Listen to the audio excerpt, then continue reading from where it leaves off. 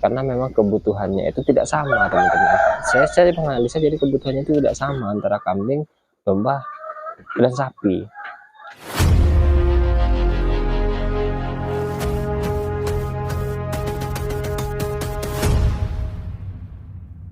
Assalamualaikum warahmatullahi wabarakatuh, sedulur pecinta modus KP. Apa kabar kalian hari ini teman-teman? Pagi ini semoga kalian bisa bersenang-senang menikmati hidup yang selalu penuh dengan cobaan, rintangan, dan kebahagiaan yang tidak tara teman-teman. Oke teman-teman, aku sekarang akan bahas tentang ini ya, pilihan teman-teman. Pilihan kita lebih baik beternak kambing, kacang, atau ya jenis kambing atau domba teman-teman. Jenis kambing atau domba, lebih untung mana sebenarnya teman-teman ya? Sepengalaman saya dulunya sebelum saya beternak domba ini, saya adalah peternak sapi di penggemukan sapi teman-teman. Penggemukan sapi sekarang masih cuman ada 1-2 ekor gitu teman-teman, karena memang tenaga sudah ya banyak kesibukan lain, jadi nggak nutut. Jadi saya beralih ke kambing, awalnya ke kambing PE teman-teman, bukan PE yang kayak di Kalidesin ya, yang kontes-kontes gitu, enggak, PE lokal teman-teman, menyediakan untuk pasar lokal. Nah kemudian dari situ saya coba ditambah dengan domba 2 ekor teman-teman ya. PE-nya itu saya kurang lebih dulu mendatangkan sekitar 15 ekor teman-teman, 15 indukan full hamilan full hamilan. Nah dari sana sepengalaman saya teman-teman, otak atik pakan dari berbagai macam pakan yang saya coba teman-teman ya. Dari mulai pakan fermentasi yang saya gunakan buat sapi teman-teman, nggak efektif ternyata. Saya buat lagi pakan fermentasi dari ramban, silase, semuanya ternyata tetap nggak efektif teman-teman, karena memang kebutuhannya itu tidak sama teman-teman. Saya menganalisa jadi kebutuhannya itu tidak sama antara kambing, domba, dan sapi. Jadi kebutuhan karbonnya itu tidak sama, kebutuhan proteinnya itu juga tidak sama teman-teman, karena pada dasarnya kambing itu makanannya ada rambanan full teman-teman, beda dengan sapi. Sapi adalah makan rumput, sama dengan domba.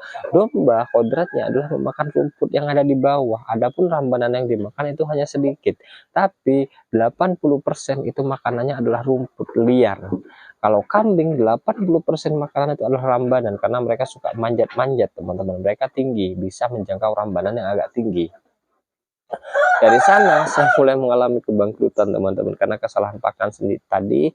Saya juga malas untuk ngambil rambanan tiap hari, karena ya capek lah teman-teman, dengan populasi segitu kan saya harus ngambil rambanan tiap hari gitu kan. Kalau disilase terus juga rambanan saya nggak cukup teman-teman, masih tanamannya juga belum cukup dulu teman-teman. Jadi akhirnya banyak yang mati teman-teman, termasuk yang abortus itu banyak sekali teman-teman, yang keguguran itu banyak sekali teman-teman. Jadi dari total itu saya kemarin itu mati kalau nggak salah 5 ekor teman-teman ya. Yang abortus itu kalau nggak salah itu 6 ekor teman-teman, dan sisanya beranak teman-teman. Jadi kerugiannya sangat besar menurut saya ya, dengan dana segitu menurut saya sangat besar teman-teman. Akhirnya apa yang menguntungkan ternyata dombanya teman-teman. Dombanya itu ya beranak, terus beranak, kemudian saya beli lagi, karena masih ada kambing, saya ada uang, saya beli lagi, saya gaduhkan teman-teman kepada masyarakat, saudara-saudara saya di sini teman-teman. Saya gaduhkan yang domba tersebut, akhirnya yang lebih menguntungkan itu teman-teman. Memang harga jualnya lebih murah ya, lebih murah dibandingkan kambing BE, jauh lebih murah teman-teman. Tapi dari segi pakan dan dari segi keamanan lebih aman domba ternyata teman-teman. Terus dari segi kawinnya, kalau menurut saya, karena saya di sini sistemnya koloni ya, lebih cepat domba hamil lagi dibandingkan kambing teman-teman. Jadi kambing itu setelah melahirkan, memang secara teori dia 21 hari setelah melahirkan itu birahi. Tapi birahi ke 21 hari itu, ke 41 hari itu yang mau jadi itu susah teman-teman. Dia kawin tapi nggak jadi teman-teman. Susah jadinya itu menurut saya. Jadi dia susah jadinya teman-teman. Jadi itu ketika dia sudah di atas umur 2 bulan cempenya itu baru jadi teman-teman. Beda dengan domba. Ada beberapa domba saya ini malah itu setelah 21 hari itu langsung jadi teman-teman, langsung jadi hamil gitu kan. Jadi setelah cempenya baru aja kan, memang tidak tak tinggal kan, maksudnya nggak tak sapeh gitu, kadang kan nggak sempat tak sapeh, jadi tak biarkan bareng-bareng. Cempenya masih mau nyusu itu dia sudah punya adik lagi teman-teman.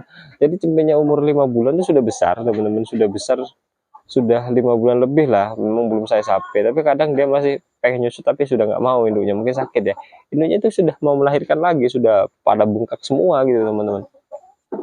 Ada juga beberapa kasus memang saya umur cempenya itu sudah 6 bulan atau 7 bulan, umur cempenya itu baru lahiran teman-teman, gitu, baru melahirkan dia.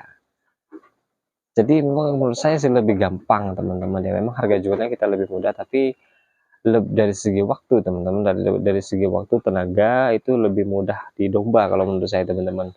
Jadi balik lagi sih teman-teman, hobinya di mana, setiap daerah kan beda-beda. Dari segi pasar nih, pasarnya di sana lebih enak kambing, silakan kambing teman-teman, silakan pelajari kambing itu apa. Nah, kambing itu gimana teman-teman, kalau di sini misalnya sebelah daerah yang sana lagi enaknya tuh domba. Domba apa, domba ekor gemuk atau domba yang ada tanduknya, itu silakan teman-teman pelajari tentang domba. Silakan teman-teman pelajari tentang domba, bukan kambingnya teman-teman, karena itu yang akan bisa menguntungkan teman-teman nantinya. Jadi sebelum teman-teman itu mulai beternak kambing ataupun domba, teman-teman pelajari dulu dah teman-teman pasarnya dulu. Setelah pasarnya dipelajari, nah setelah itu baru teman-teman belajar tentang pakannya. Pakannya itu 80% dia makan apa, atau kodratnya itu makan apa teman-teman. Meskipun sesama hijauan, tapi kan kandungan protein, karbohidrat, serat, dan vitamin setiap hijauan tuh beda-beda nih teman-teman, beda-beda. Jadi kalau dia 80% kayak domba makannya rumput, dan di tempat teman-teman itu banyak rumput, nah silakan lebih saya sarankan main ke domba. Kalau misalnya di tempat teman-teman itu lebih banyak rambanan daripada rumput, nah saya sarankan lebih main di kambing, karena memang kodratnya di sana teman-teman. Jadi gitu, beda lagi kalau teman-teman, daerah teman-teman itu daerah yang luas, bisa tempat ngangon, itu bebas teman-teman. Teman-teman bisa tinggal angon, lepas, jaga, aman.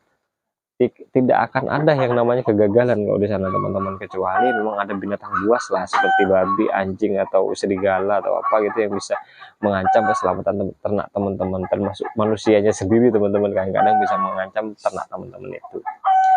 Jadi kalau kita ngobrol-ngobrol tentang ternak ini nggak ada habisnya sebenarnya teman-teman ya, banyak hal yang harus kita ulik dan harus kita kaji mendalam lah tentang ternak-ternak ini teman-teman. Jadi intinya begini teman-teman, kalau teman-teman mau beternak, ilmu itu kalau menurut saya nomor 2. Yang pertama itu harus adalah kemauan teman-teman, kemauan dan keyakinan.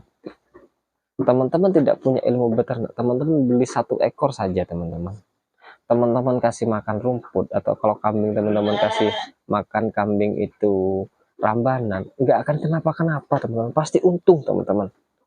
Teman-teman nggak punya ilmu beternak aja deh, intinya kan gitu teman-teman. Tapi kalau teman-teman mau beternak dalam skala agak besar seperti 10, 20, 30, 40, 50 sampai dengan ratusan ekor, memang itu perlu ilmu. Yang kita bilang ini kan beternak teman-teman, beternak itu tidak perlu ilmu, yang penting teman-teman tahu makannya itu aja apa, itu sudah cukup teman-teman. Itu sih di sana poinnya teman-teman, bukan teman-teman harus belajar pakan kering, belajar konsentrat, belajar cara buat konsentrat, belajar fermentasi, belajar silase. Tapi yang pengen teman-teman ternakan itu cuman 1 ekor, 2 ekor, 5 ekor, ya gimana teman-teman, saya kan no comment kalau gitu teman-teman ya.